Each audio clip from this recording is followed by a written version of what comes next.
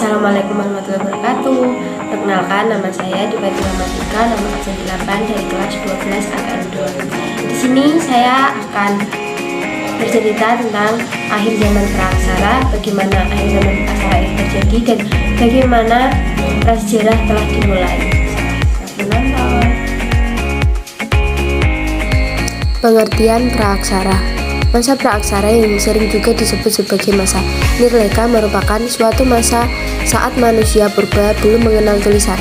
Seluruh dunia memiliki masa praaksara yang berbeda-beda antara satu tempat dengan tempat yang lainnya.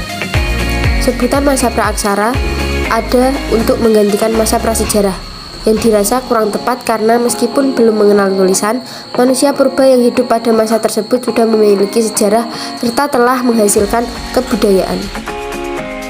Mulainya zaman praaksara, meskipun belum diketahui secara pasti dan belum bisa dibuktikan, namun yang pasti masa praaksara dimulai sejak manusia purba mulai terdapat di muka bumi.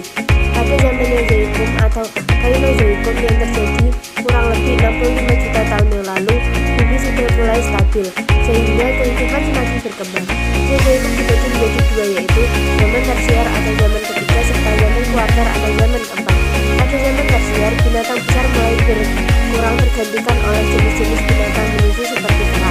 Sementara itu, pada zaman kuarter mulai muncul tanda-tanda adanya kehidupan manusia purba. Berakhirnya zaman praaksara. Penduduk Indonesia diperkirakan mulai memasuki masa aksara sekitar abad ke-5 Masehi.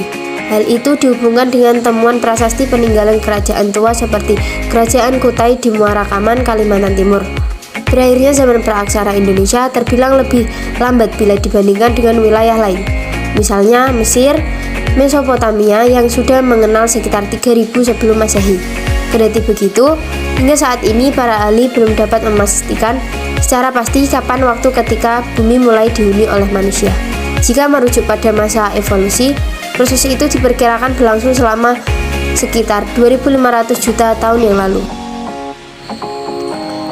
Masa prasejarah di Indonesia dibagi menjadi dua, yaitu berdasarkan kemampuan yang dimiliki dan berdasarkan bahan untuk membuat alat. Berdasarkan kemampuan yang dimiliki yaitu food gathering, di mana manusia purba bertahan hidup dengan cara mengumpulkan makanan.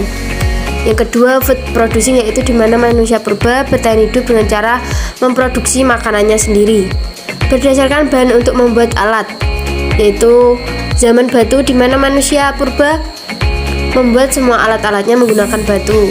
Lalu zaman logam, yaitu di mana manusia purba sudah mulai bisa berpikir dan bisa menciptakan alat dengan logam atau besi. Belum ada yang tahu pasti kapan akhir zaman praaksara itu terjadi. Namun menurut evolusinya dipercayai bahwa zaman praaksara itu berakhir pada 2500 juta tahun yang lalu. Sekian dari saya, terima kasih. Wassalamualaikum warahmatullahi wabarakatuh. Bye-bye.